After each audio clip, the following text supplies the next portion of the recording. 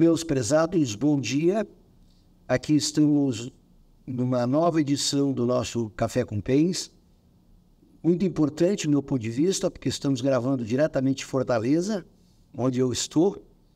Criamos um estúdio aqui no hotel, graças a Marcela, muito obrigado. E tenho, de fato, uma honra, uma satisfação de ter comigo para uma conversa um jovem que, se eu conhecia, talvez fazia tanto tempo que tu era um menino nerd. Certamente a figura do teu pai é inesquecível. Mas hoje vamos conversar contigo. O Ayrton vem de uma família da avicultura, uma família que começou, talvez, a avicultura industrial aqui nessa parte do nosso gigante Brasil, e hoje já é parte da segunda geração, e me traz muita alegria, né? Porque nesses tantos anos que eu trabalho na avicultura, acompanho a empresa Vini à distância, mas sempre muito feliz em saber o crescimento de vocês, a alegria de rever o teu pai no dia de hoje, não é? Uma figura também muito querida. E ele está nos dando a oportunidade de eu conversar contigo. E porque hoje tu estás à frente desse novo desafio, não é? Então, muito obrigado de novo, Ayrton. E eu gostaria, basicamente, de ouvir duas coisas de ti. Primeiro, contar um pouquinho dessa empresa maravilhosa, quando começou. Não vamos falar de dificuldades, mas das coisas boas que aconteceram. E como você está vivendo, já a segunda pergunta, essa nova fase de ser o gestor e responsável para fazer a Vini ser conduzida para a terceira geração, que eu fiquei sabendo que já está chegando também. Então, muito obrigado aí mais uma vez. Estou muito feliz de estar aqui contigo. Eu que agradeço, professor, a oportunidade, né? Um prazer muito grande estar aqui com o senhor. Com certeza, o senhor é uma referência que eu escuto de muito tempo do meu pai, né? E ele que tem tantos anos de avicultura, que conheceu tanta gente, ele passa para a gente, né, em alguns momentos, aquelas figuras que ele tem um respeito diferenciado, porque entende que o trabalho desenvolvido ao longo dos anos na avicultura fez a diferença na avicultura brasileira. O senhor, com certeza, é uma dessas figuras, então, uma alegria muito grande. Muito obrigado. Estar aqui com o senhor. Eu faço parte, então, da segunda geração da empresa, né?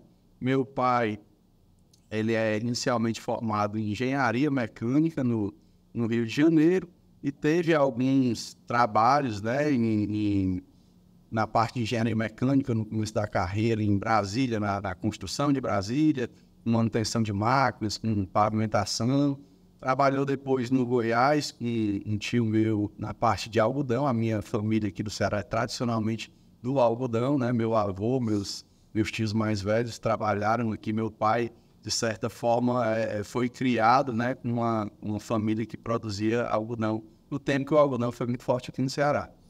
Então, após essa experiência em Goiás, um tio meu que já tinha começado a trabalhar aqui com agricultura e com pecuária, da Cial, me convidou meu pai para vir trabalhar aqui com ele, e o papai começou esse trabalho focado na agricultura, né?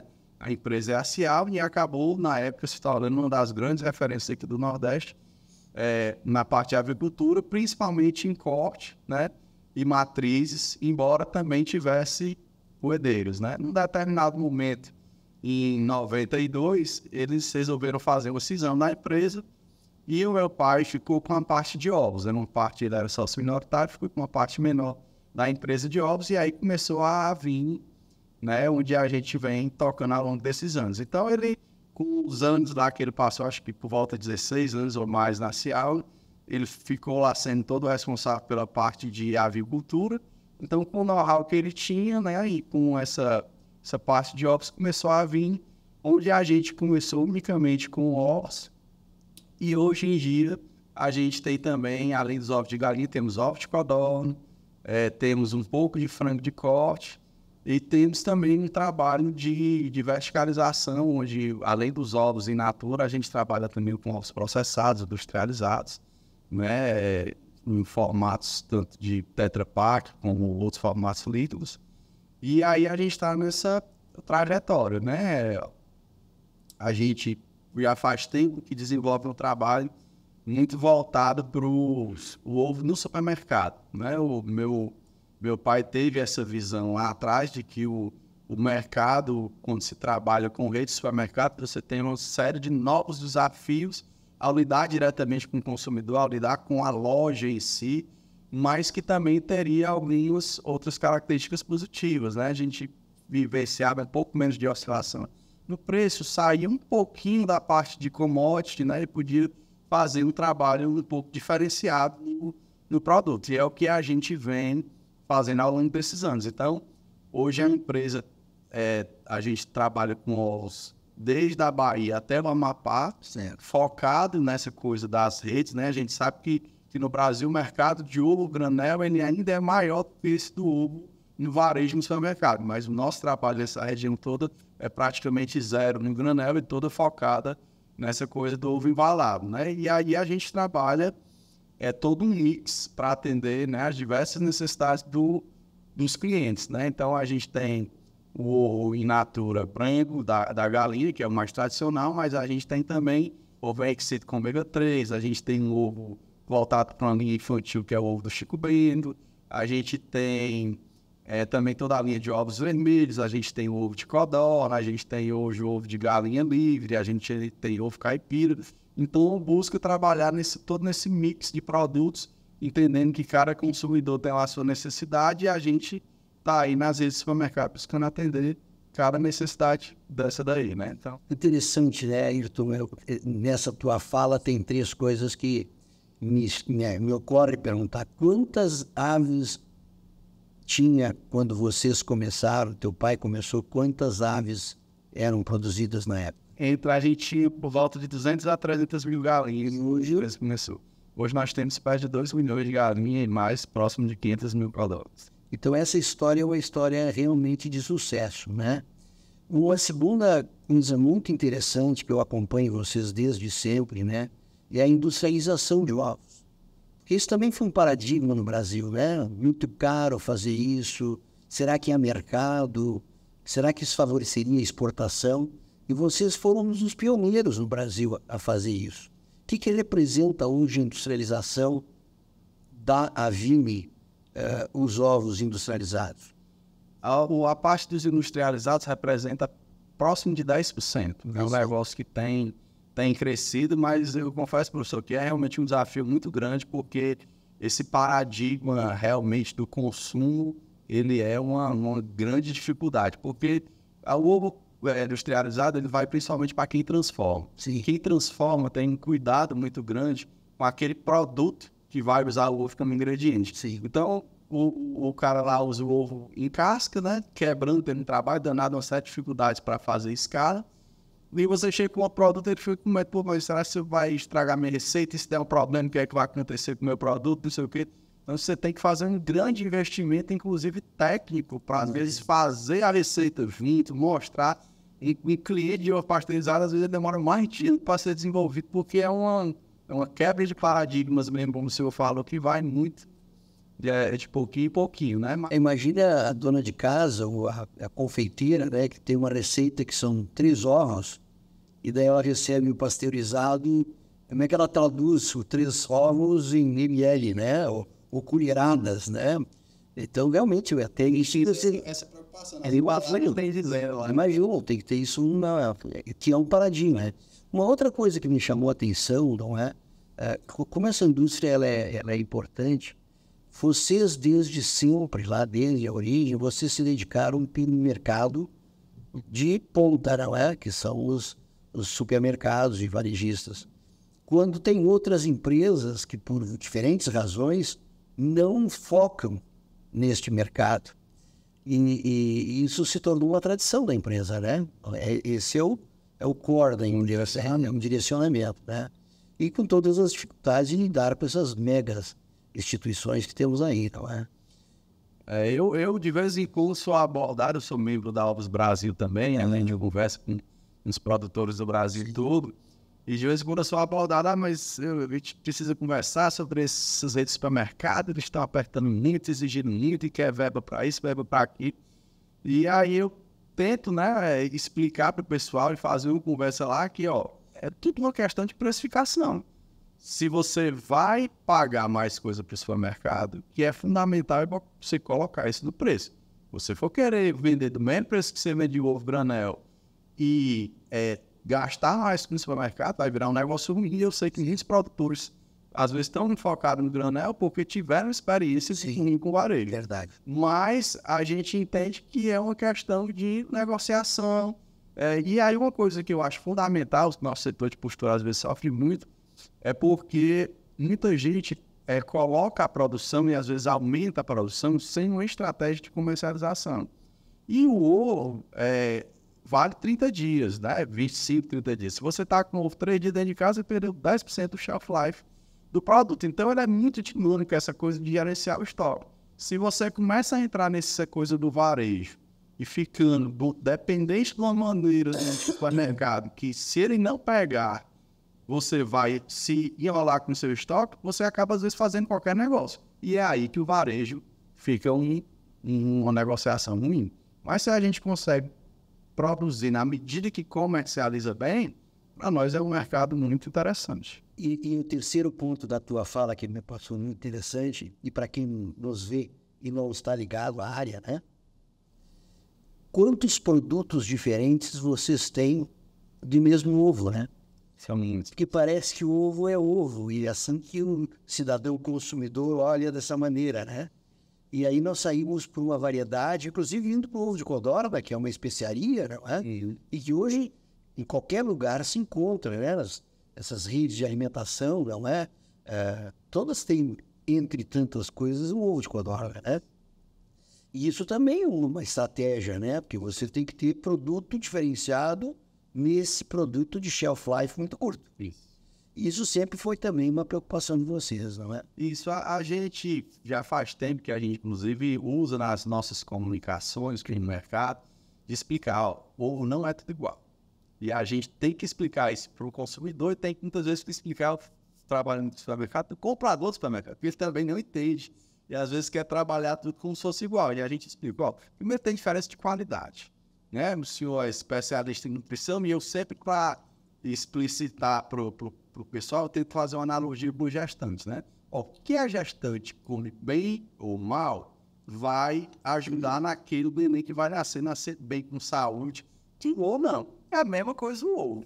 Que a galinha comer bem, estiver bem nutrida, com as necessidades atendidas, para formar uma boa casca, uma boa consistência de fragênio, que ela comer ali vai ser determinante. Então, o ovo já não é tudo igual, já pela nutrição, o produto já sai diferente. Fora isso daí, tem toda essa questão de como você vai atender o consumidor. A gente tem, no ovo branco, a gente tem, com a nova legislação do Ministério agora, nós temos o pequeno, temos o grande, temos o extra, e temos o gênio, né? Então, com esses 4 tamanhos de ovos aí. Cada um deles passa na classificação, vai ser vendido de um jeito. Aí tem branco e vermelho, você já tem os mesmos tamanhos, você já dobra para 8 produtos. Já está em 8. A gente tem embalagem de 6, de 10, de 12, de 20, de 30, de 15, né? Quando você multiplica isso aí, vai para um número enorme de SKUs. E fora isso, ainda vem os ovos, o enriquecido, o do Chico Bento, o de codorna, que tem o de codorna de 15, do Chico Bento também voltado para as crianças, codorna de 30. Então, são várias apresentações e a gente entende que exatamente explorar cada tipo de apresentação com cada mercado é uma oportunidade que a gente encontra de agregar valor no produto. Então, se a gente pega uma loja que está localizada em perfil consumidor A e uma outra que está no perfil consumidor D, eu preciso trabalhar no mix diferente nas lojas. Porque senão eu vou botar o produto caro, não vai parar, vai vencer e vai me dar problema de devolução, e vou deixar encher a outra que tem um espaço às vezes reduzido em público A, vou colocar um monte de produto de combate lá de preço baixo que não vai nem agregar valor à loja, o objetivo de ticket médio mais alto deles, e nem vai agregar valor para a gente. Então é um xadrezinho aí que a gente tenta fazer para esse cara agregar valor. Sim, hoje se usam modelos matemáticos de logística e tudo isso, né? Imagino que no passado era na caneta mesmo, né? O doutor Ayrton, que está aqui junto conosco, certamente era mais complexo. De gerenciar essa variedade toda da linha de trabalho. Outra coisa da linha de trabalho é quando tem uma mudança na legislação, né? Eu tenho que dizer agora que houve alergênica. Nós temos 80 e tantos rótulos, passaria alterando por um e aprovar de novo. Sim. É luta. Mas nós temos que, e eu gosto muito dessa oportunidade, modestamente, né? É divulgar para a sociedade consumidora o esforço que nós, como produtores rurais, fazemos para que esse alimento chegue em um supermercado ou chegue na sua casa numa qualidade que ele acredite que é a melhor possível. Porque essas aves que você lida, elas produzem todos os dias. Elas não produzem quando vocês querem, não é? E isso exige mão de obra diferenciada, atenção diferenciada, uma saúde diferenciada. Esses animais hoje são máquinas de produção de alimentos, não é? Mas eu tive mais uma outra pergunta, agora já entendendo o tamanho do desafio, não é? Como tu te sentiste? Primeiro, desde quando tu trabalhas na Avini? E como tu te sentiste quando chegou o doutor Ayrton e disse assim, meu filho, agora o bastão é teu. Como é que aconteceu essa passagem? Que é uma passagem bonita para você, tenho certeza, né? Mas alguns fios na barriga devem ter passado, né? Com certeza, é uma honra, né? Grande, né? Por você estar continuando o trabalho do meu pai, que exatamente quando a gente está falando no meio da agricultura, ele recebe tantas boas referências de pessoas, né? Falando de boas relações e momentos que tiveram com ele. Então, é uma responsabilidade, uma honra muito grande estar continuando, né? Eu tive o privilégio, papai acho que fez uma coisa muito interessante lá no começo, que eu me lembro que praticamente todos os sábados e uma boa parte dos dias nas minhas férias, eu ia para o trabalho com ele. Então, por mais que eu ia lá no sábado para a igreja, às vezes um carrinho, uma cordinha para ficar puxando lá pela granja, lá, não estava prestando atenção no trabalho, mas isso, de certa forma, vai criando uma proximidade, vai criando, né, uma relação que vai sendo construída, né? Depois, ele teve também um entendimento. O papai sempre foi uma pessoa que valorizou muito o estudo e o preparo. E ele disse, não, quando você estiver estudando na faculdade, no colégio, quero que você se dedique a estudar, não quero que você esteja misturado nos abacaxis do trabalho, porque pode atrapalhar no desenvolvimento. Então, eu fui, na verdade, voltar para a empresa já no último ano da faculdade. Né? Foi formado em que? Eu sou formado em administração de empresas, sim. Então, passei todo esse tempo da faculdade muito focado nos estudos mesmo. Já nos últimos anos, antes de vir para a empresa, fiz um estágio numa rede de supermercados aqui do Ceará, que era de um conhecido antigo da família, muita relação, e que também me deu uma visão do supermercado, que hoje é o nosso grande parceiro com que a gente trabalha. E aí comecei na empresa, né? Tive a oportunidade, como foi uma coisa tranquila, né? Não teve alguma situação emergencial, aconteceu às vezes, a sucessão tem um problema, porque quem está ali à frente tem às vezes um problema de saúde, alguma coisa. No nosso caso foi mais tranquilo. Então, eu tive a oportunidade de fazer um giro na empresa. Então, passei alguns meses em cada uma das áreas da empresa, na fábrica de ação, na área de frango, na área de codó, na área de postura, na área de mais administrativa, a parte de compras, a parte do setor financeiro. Cada uma dessas áreas aí eu passei um bom tempo só aprendendo ali, né, sem ter que fazer muitas entregas, como que um trainee. Agora não fazia um projeto de trainee estruturado, era muito parecido com isso. E, em seguida, comecei a entrar e falava comigo, eu preciso ter controle aqui na empresa. A empresa está crescendo, então passei os anos iniciais do meu trabalho na empresa na parte de controle, controladoria. E com isso aí acaba tendo uma visão geral da empresa, porque todos os números da empresa, direto ou indiretamente, vão desaguar ali nos resultados financeiros, né? Então, eu passei o tempo lá e depois fui me achegando um pouco mais em outras áreas. A gente, por volta de 2010, começou o projeto de uma nova granja de postura vertical, né? Com baterias, que até então a gente trabalhava no modelo California 1. Então, essa granja aí eu já gastei boa parte do meu tempo acompanhando toda a obra, toda a instalação, todo o processo de importação de equipamentos. Aí a gente começou a comprar classificadoras importadas, galpões importados, e com tudo isso daí eu fui ali interagindo e aprofundando. Em um dado momento, foi muito curioso, bateu lá na nossa empresa um convite para uma palestra sobre empresa familiar. E aí a gente recebeu o convite lá, nem dei bola e tal, deixei meio de lado. E aí ele viu esse papel lá em cima da mesa do escritório e disse assim, você se mantém para essa palestra.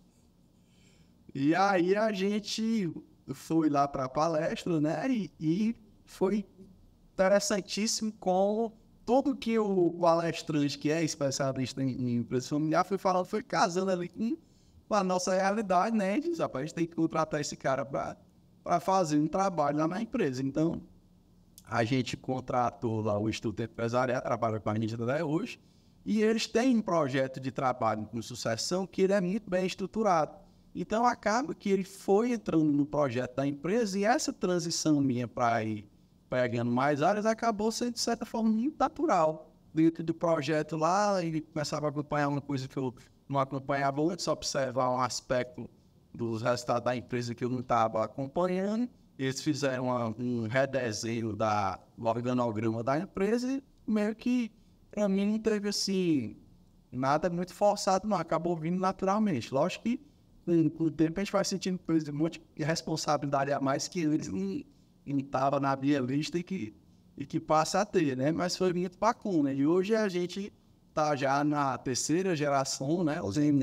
Eu tenho 2 irmãos, eu sou um filho mais novo, né? Eu tenho 12 anos de diferença para uma irmã e 14 para outra. Então, esses irmãos já têm filhos que têm mais de 30 anos já, então já estão formados e tal. E a gente está no momento que um já começou, está no processo de treinar lá na empresa, começou esse ano, e tem outro que deve, em breve também, está acabando no mestrado, deve estar entrando lá também em processo de treinar e se aproximando ela da gente da empresa. Então é um momento de muita felicidade, porque a gente vê a coisa andando, né? E os futuros sócios ali se aproximando, né, Rodrigo? Bonito de tudo isso, dessa história, né, Ayrton? Eu tenho certeza que teu pai e tua mãe devem ter muito orgulho disso, né? Porque quando a gente faz um negócio como foi feito, há uma expectativa da continuidade, né?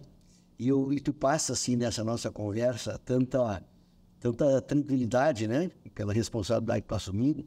E isso deve ser algo que é os legados que ficam, não é? E que agora cabe a ti assumir essa jornada e logo passar para um terceiro, né?